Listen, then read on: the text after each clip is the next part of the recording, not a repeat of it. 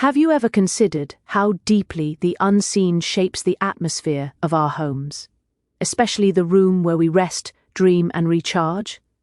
When I first sat with this idea, I was struck by how easy it is to protect ourselves physically, locks on doors, cameras, alarms, but how rarely we think about protecting our inner world, our spirit, our peace.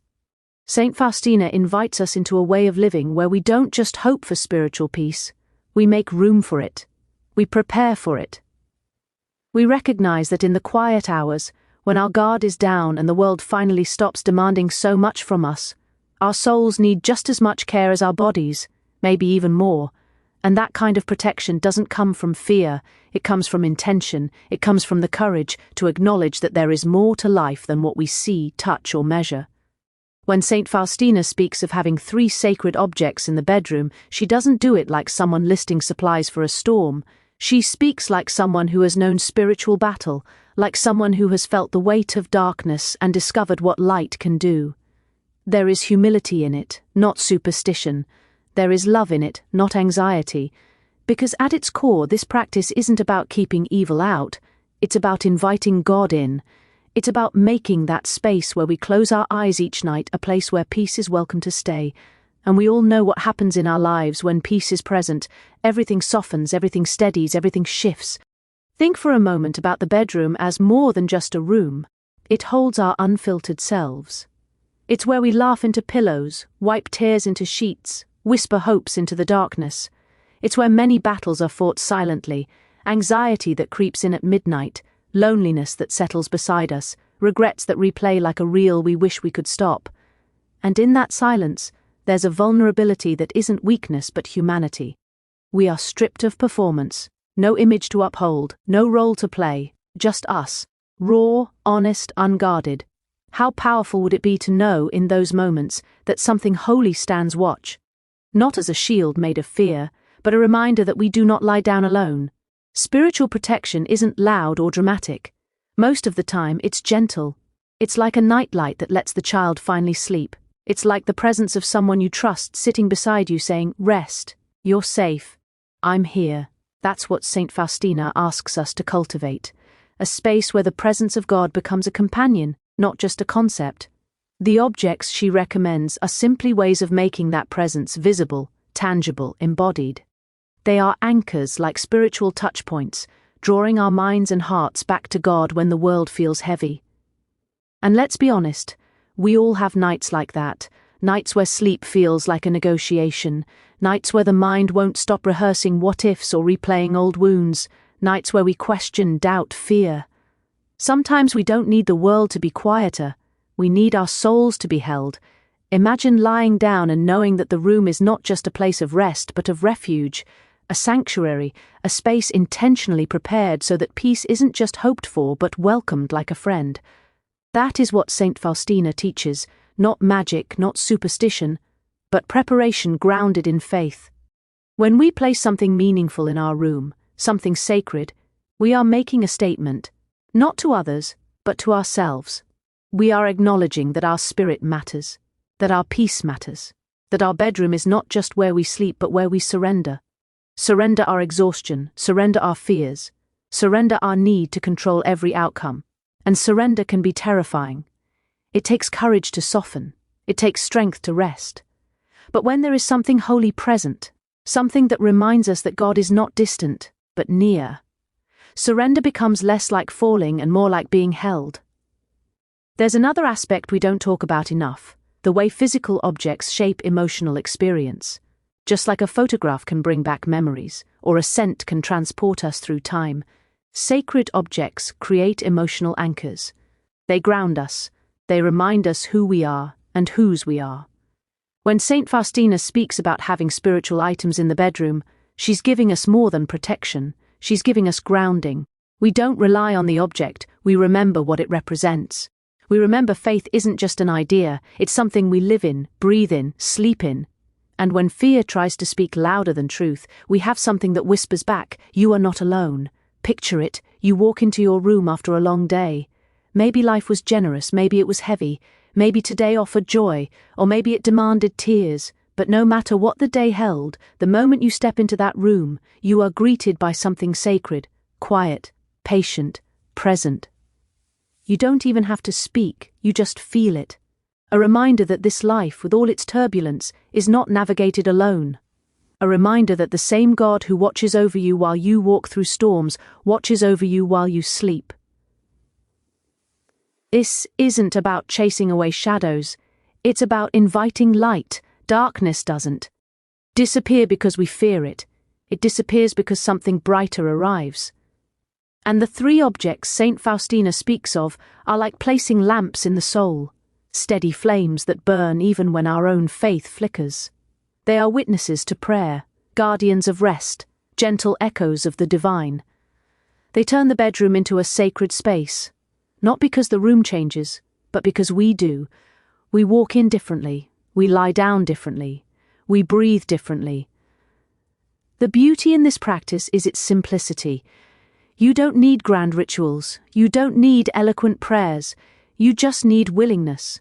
Willingness to create a space where faith isn't an afterthought but a companion, where holiness isn't reserved for churches or Sunday mornings, but woven into the place where you end and begin every day.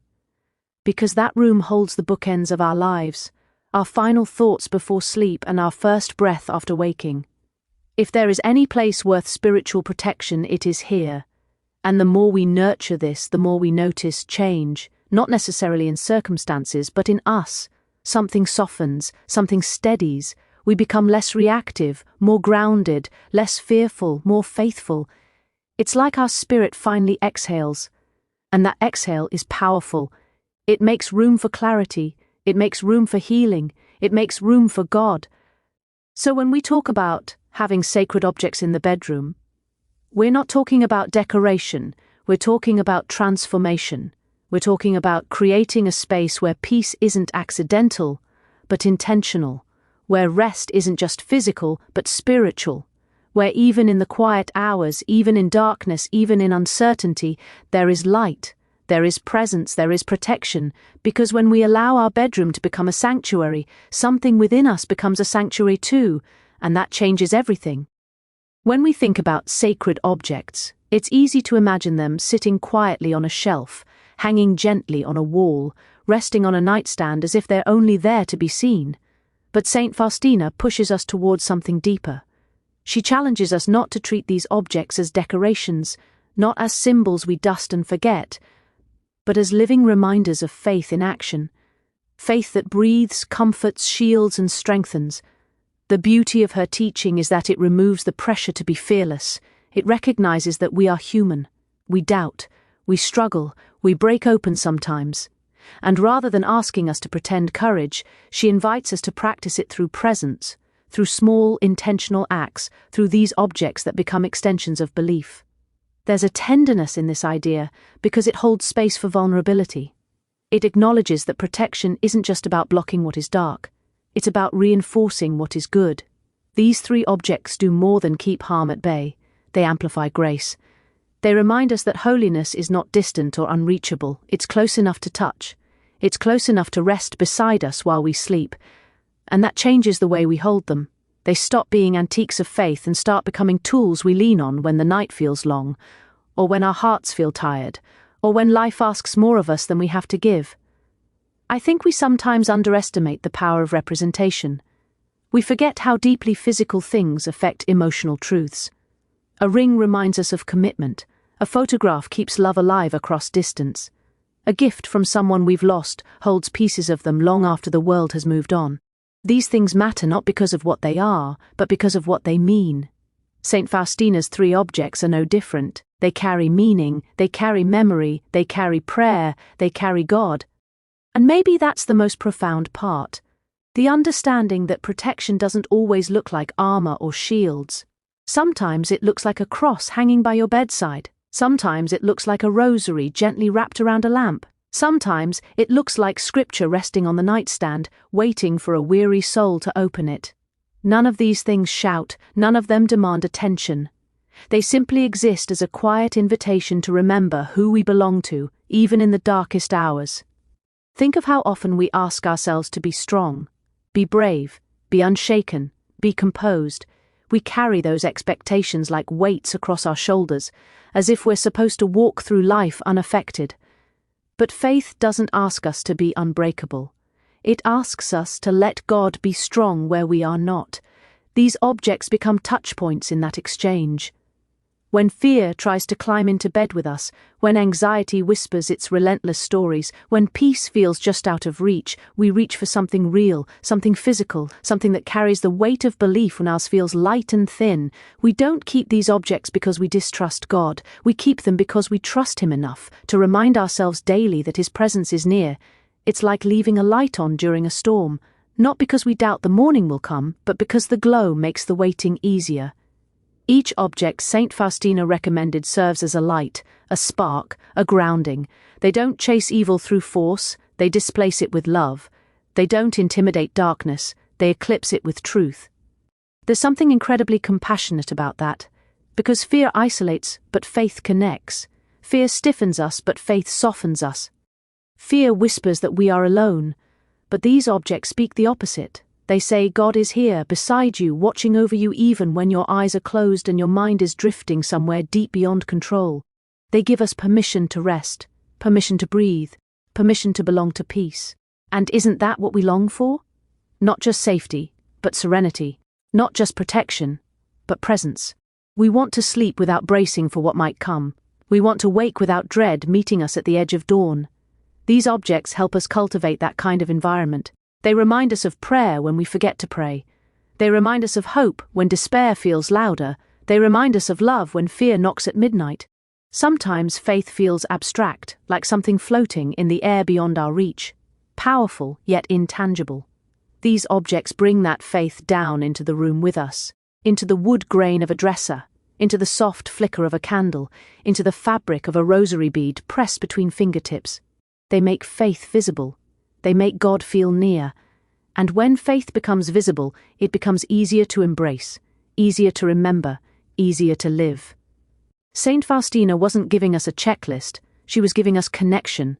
She understood that spiritual protection isn't built on superstition, it's built on relationship. These objects don't work because of what they are, but because of what we bring to them, our prayer, our belief, our surrender.